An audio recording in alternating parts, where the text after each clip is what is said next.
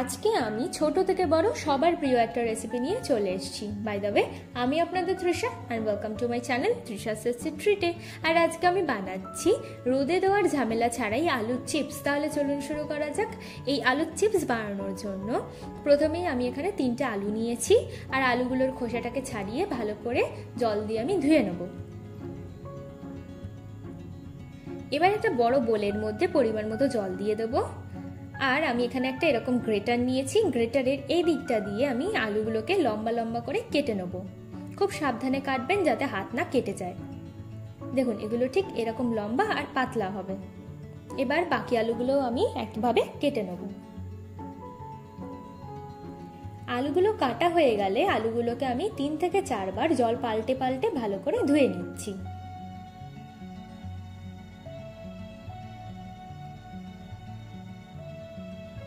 দেখুন, আলুগুলো আমাদের পুরো পরিষ্কার হয়ে গেছে। এবার একটা টাওয়ালের মধ্যে আলুগুলোকে আমি এইভাবে রেখে 10 থেকে 15 মিনিট ধরে আমি এটাকে শুকিয়ে নেব।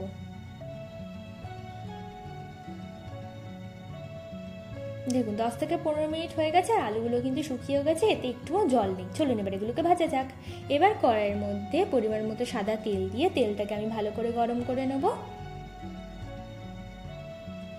দিয়ে অল্প অল্প করে আলুর চিপসগুলোকে দিয়ে দিচ্ছি, দিয়ে হালকা করে প্রথমে ভেজে নেব। এইগুলো কিন্তু আমরা ডবল করে ভাজবো। প্রথমে আমরা হালকা করে ভেজে নিচ্ছি। দেখুন, আমরা কিন্তু এটাকে হালকা করে ভেজে নিয়েছি। এবার এগুলোকে তুলে নেব।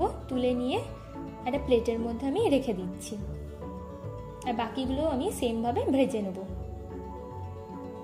এবার কড়াইটাকে আবার গরম করে সেকেন্ড বারের জন্য আমি আলুগুলোকে লাল লাল করে ভেজে নিচ্ছি।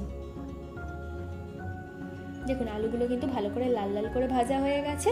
এবার এই আলুগুলোকেও আমি তুলে নেব আর একটা প্লেটের মধ্যে রেখে দিচ্ছি। বাকিগুলো আমি সেম প্রসেসে ভেজে নেব। দেখুন, আমাদের আলুর চিপস কিন্তু একদম রেডি। এবার এর ওপর থেকে আমি দেবো স্বাদ মতো বিট নুন, আর দেবো একটু পেরি পেরি মশলা